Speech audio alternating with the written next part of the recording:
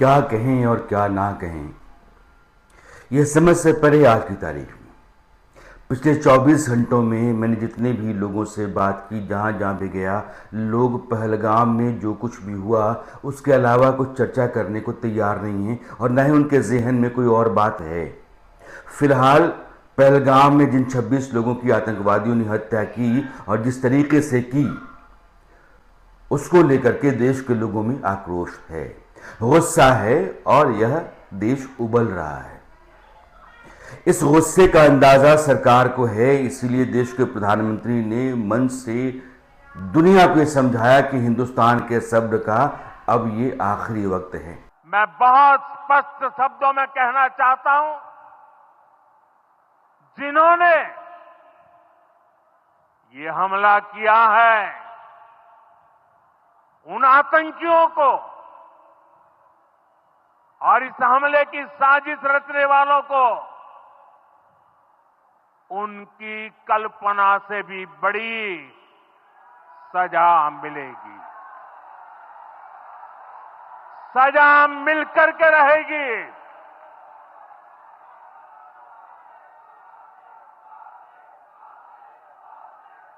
अब आतंकियों की बची खुची जमीन को भी मिट्टी में मिलाने का समय आ गया है। अब ये जरूरी हो गया है कि जो आतंकवादी हैं, आतंकवादियों को पनाह देने वाले लोग हैं, जो सरगना है, मास्टरमाइंड हैं, उन सब का खात्मा किया जाए। एक लंबा सिलसिला चल रहा है। 2016 में उरी होता है, पठानकोट होता है, 2019 में पुलवामा होता है, दोनों दफा सर्जिकल स्ट्राइक्स की जाती हैं। पिछले साल जब प्रधानमंत्री शपथ ग्रहण कर रहे हैं, उस दिन रियासी कटरा के बीच में चल रही तीर्थयात्री बस के ऊपर गोलियां चलाई जाती हैं और 9 तीर्थयात्री मारे जाते हैं, 30 से ज्यादा घायल होते हैं। अप्रैल से लेकर के अक्टूबर तक के महीने में लगातार आतंकी वारदात जम्मू के इलाके में, यानी कि जम्मू, रियासी, रामबन, किश्तवाड़, डोडा, इस इलाके में जो पीर पंजाल की पहाड़ी कही जाती है या रेंज कहा जाता है, वहां बड़े पैमाने पर होती रही। और अब वैसे लोग जो घूमने के लिए गए थे, वैसे लोग जो जन्नत हिंदुस्तान के भीतर देखने के लिए अपने परिवार को लेकर के गए थे, उन लोगों में से ज्यादातर लौट करके नहीं आए। आतंकवादियों ने उनका मजहब पूछ करके उनकी हत्या कर दी। प्रधानमंत्री का मंच ही नहीं, बल्कि आज अजीत डोभाल जो एनएसए हैं और रक्षा मंत्री राजनाथ सिंह, इन दोनों ने लगभग 150 मिनट तक सेना के तीनों चीफ्स के साथ, यानी कि army chief, air force chief, navy chief, इन तीनों चीफ्स के साथ मीटिंग की। और जाहिर है इसमें चर्चा सिर्फ यही हुई होगी कि अब सबक सिखाने के लिए हिंदुस्तान को क्या करना चाहिए, और सबक किसको सिखाया जाना है यह भी साफ है। पाकिस्तान की फौज, आईएसआई, पाकिस्तान की हुकूमत, पाकिस्तान में पल रहे आतंकवादी संगठनों के सरगना, और ये आतंकवादी जो आकर के दहशतगर्दी करते हैं, लोगों की जान लेते हैं, बेकसूर लोग, निर्दोष लोग, निहत्थे लोग, बच्चे, बीवी, परिवार के साथ गए हैं कि उस जगह पर चलते हैं जिसको हम हिंदुस्तान का स्विट्जरलैंड कहते हैं। ये पहलगाम है। आप जब जाते हैं तो जंगल से होते हुए खच्चर घोड़े पे 1.5 घंटे के आसपास चलते हैं, घंटा भर चलते हैं, तो आपको एक ऐसी वादी मिलती है जहां चीड़ और देवदार के ऊंचे ऊंचे पेड़ हैं और समूची जमीन घास से पटी पड़ी है, और वहां इस तरह से खून बहाया जाता है। हिंदुस्तान की सरकार ने आगे जो भी उसका एक्शन होगा वो अलग है, लेकिन जो 5 बड़े फैसले किए उसमें से सबसे बड़ा फैसला और अहम है, वो सिंधु नदी के पानी को रोकना है, यानी कि सिंधु वाटर ट्रीटी को फिलहाल सस्पेंड करना है, पोस्टपोन करना है। और बहुत जरूरी है। सिंधु, झेलम और चिनाब, ये 3 नदियां जो पश्चिमी हिस्से में आती हैं, कश्मीर के उस तरफ के हिस्से में आती हैं, उन तीनों नदियों के ऊपर पाकिस्तान का हक है। भारत 30% पानी का इस्तेमाल तो अपनी ज़रूरत के लिए कर सकता है, लेकिन 70% पानी पाकिस्तान को जाते रहना चाहिए। यह पानी पूरे पाकिस्तान के जिंदा रहने के लिए बहुत ज़रूरी है।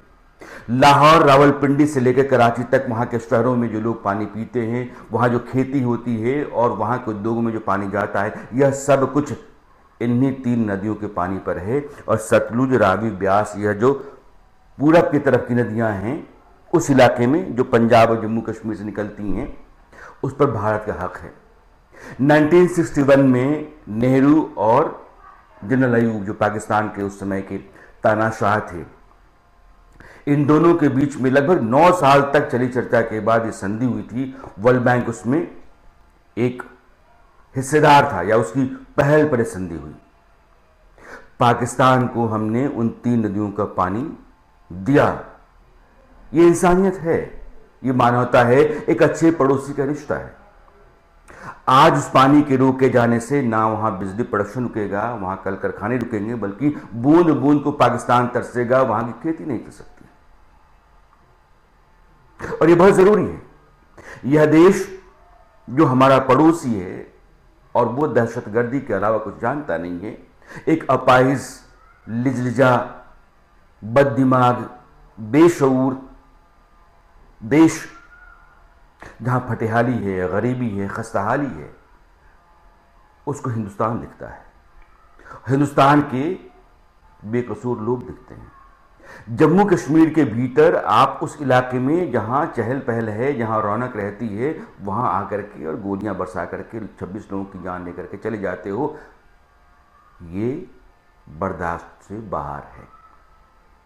आप गांव कस्बे से लेकर के महानगर तक जितने भी लोगों से बात कीजिएगा, अब जो ये पानी रुकेगा, 90% जमीन जो है, लगभग 4.25 करोड़ एकड़ का इलाका पाकिस्तान का, इसी सिंधु वाटर ट्रीटी से जाने वाले पानी से सिंचित होता है।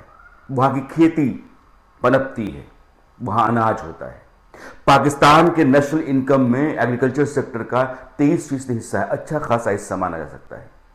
और पाकिस्तान के गांव में अगर आप जाते हैं तो ग्रामीण इलाकों के जितने भी लोग हैं, उनकी रोजी रोटी, लगभग 68% लोगों की रोजी रोटी खेती से चलती है। अब जब पानी रुकेगा तो कोहराम मचेगा, कल कारखाने बंद होंगे, बेरोजगारी पैदा होगी, तुम्हारे खेतों के लिए पानी नहीं मिलेगा, तुम्हारे बड़े शहरों में पीने के लिए पानी नहीं मिलेगा, बूंद बूंद को तरसोगे, अनाज के लिए मोहताज हो जाओगे। तब समझ में आएगा कि आतंकवाद होता क्या है और आतंकियों को पनाह देना और भारत के भीतर भेज करके वहां बेकसूर लोगों को मरवाने का नतीजा क्या होता है। 2 बड़े हाइड्रो पावर प्रोजेक्ट्स हैं, मंगला और तारबेला, ये दोनों पाकिस्तान में हैं। तारबेला जो है वो खैबर पख्तूनख्वा में, जो केपीके कहते हैं, और मंगला पीओके के भीतर है, इस्लामाबाद से लगभग 200 मीटर दूर। और पाकिस्तान में 30 से लेकर 50% तक जो बिजली प्रोडक्शन है वो इन्हीं दोनों हाइड्रो पावर प्रोजेक्ट्स का है। यानी कि 50% बिजली कटेगी, उद्योगों को बिजली कहां से मिलेगी? उद्योग बंद होंगे तो रोजगार लोगों को कहां से चलेगा? नहीं चलेगा। और पाकिस्तान इसके लिए 100% डिजर्व करता है कि उसके साथ ऐसा ही सलूक हो। ये एक बड़ा फैसला है भारत सरकार का कि आपने वह पानी जो पाकिस्तान के लिए जीवनदायी है, पाकिस्तान की लाइफ लाइन है, उसको काटा है। लेकिन यह सिर्फ एक फैसला पाकिस्तान को सबक सिखाने के लिए नाकाफी है। ताकत के बल पर पाकिस्तान को बताने के लिए कि तुम घुटनों के बल चलने वाले देश हो, तुम बौने देश हो, तुम्हारी औकात हैसियत कुछ नहीं है। भारत की आर्मी, भारत की सरकार, भारत के इंटेलिजेंस, इन सब के लिए एक बड़ा चैलेंज है, या उन सब के सामने एक बड़ा टास्क है कि पाकिस्तान को एक लेसन, एक सबक सिखाया जाना चाहिए। तुम्हारे यहां पावर जनरेशन, आपको बताऊं, मंगला और तारबेला दोनों को आप जोड़ देते हैं तो लगभग 1500 मेगावाट दोनों की कैपेसिटी। उन्हीं नदियों के जरिए सिंधु, झेलम, चिनाब, जिनका पानी हम देते हैं। अब पानी रुकेगा, और पानी जब रुकता है तो हिंदुस्तान अपने बिजली पैदा करेगा, अपनी खेती के इस्तेमाल में लाएगा, लेकिन तुम्हारे यहां पानी नहीं जाएगा। जाहिर है इसके लिए दबाव बनेगा, संयुक्त राष्ट्र की तरफ से बनेगा, वर्ल्ड बैंक की तरफ से बनेगा। लेकिन हिंदुस्तान आज की तारीख में उस स्थिति में है कि कारण बता करके पाकिस्तान को सबक सिखाने के लिए अपना फैसला दुनिया के सामने रख सकता है। और प्रधानमंत्री ने आज की रैली में अंग्रेजी में जो मैसेज भेजा, हिंदी में लोगों से बोलते बोलते अंग्रेजी में जो कहा, वो दुनिया के लिए ही था। कि आप समझ लो कि आइंदे आकर के मुझसे बात मत करना कि पाकिस्तान, यहाँ के लोग जो 23 करोड़ हैं वो मर रहे हैं, खप रहे हैं, बदहाली में हैं, फटेहाली में हैं, ये ज़िंदगी जो है वो जहन्नुम हो चुकी है, आप रहम खाइए, तरस खाइए, नहीं हो सकता है। इस देश के साथ कोई रियायत, कोई मरूवत नहीं हो सकती है, ये इस लायक नहीं है। और ये बहुत ज़रूरी है कि पाकिस्तान को सबक सिखाया जाना चाहिए। जिस देश का आर्मी चीफ, जो ओवरसीज पाकिस्तानियों की बैठक थी या उनका एक जो मजमा वहां था, उनको एड्रेस कर रहा है आसिम मुनीर, और क्या कहता है?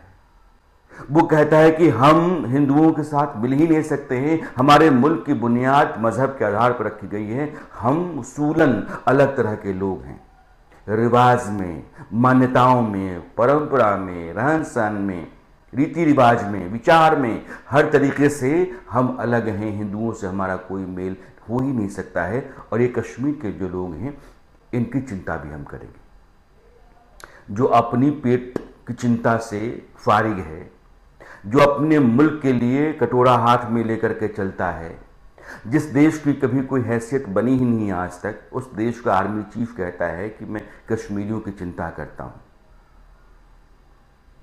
दरअसल वो अपनी चिंता करता है। अभी पिछले 10-15 वर्षों में सबसे कमजोर अपाहिज अगर कोई आर्मी चीफ पाकिस्तान में है तो आज की तारीख का आसिम मुनीर जनरल। और उस जनरल के बयान के 6 दिनों के बाद लश्कर तैयबा का जो ऑफ शूट कहते हैं, द रेजिस्टेंस फ्रंट, उसने कत्लो गैरत मचा दी। पाकिस्तान ने अपने आप को दुनिया के प्रतिबंधों से बचाने के लिए ऑफशूट्स तैयार किया आतंकवादियों के। फैक्ट्री चलाता है यार, फैक्ट्री।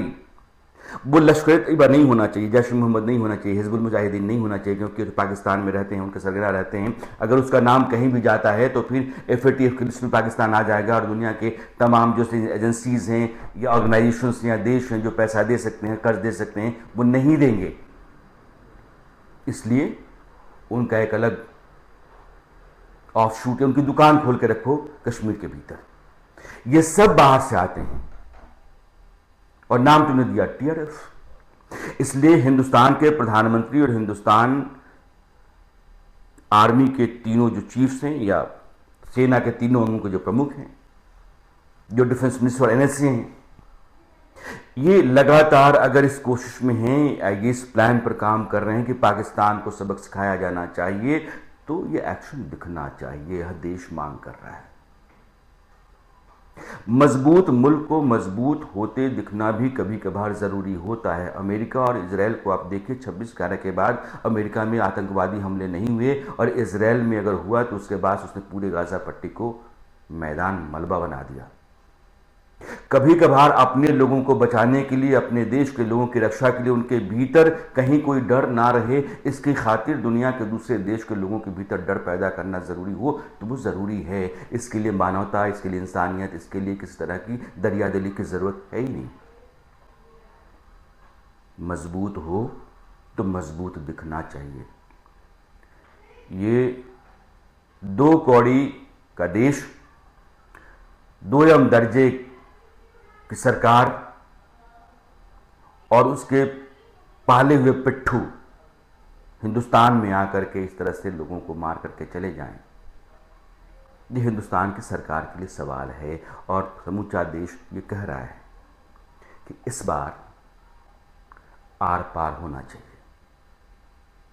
उसको समझ में आना चाहिए, सोचने से पहले उसकी रूह कांपे कि हमको यह नहीं करना चाहिए, क्योंकि अगर हमने किया तो इसके बाद से बहुत बड़ी कीमत हमको चुकानी पड़ेगी, और वो बहुत महंगी पड़ेगी। यह डर उसके भीतर पैदा होना चाहिए। जब तक डर रहता है इंसान अपनी औकात में रहता है, और पाकिस्तान जैसा देश सिर्फ औकात में रहने के लिए मजबूर किया जाना ही मांगता है, इसके अलावा कुछ नहीं।